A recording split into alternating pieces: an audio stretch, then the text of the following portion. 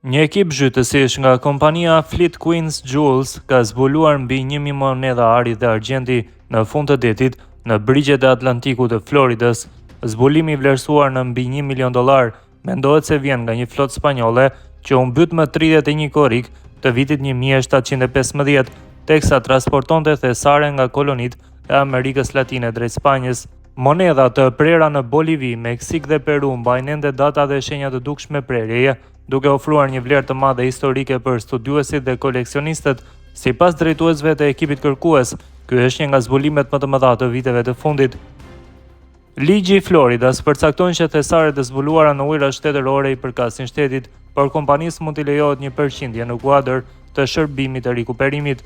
Ndërkohë, autoritetet vazhdojnë të monitorojnë nga afër për të parandaluar vjedhjet dhe keqpërdorimet, si rasti i vitit të kaluar, kur 10 monedha u vodhën nga një person i lidhur me ekipin kërkues.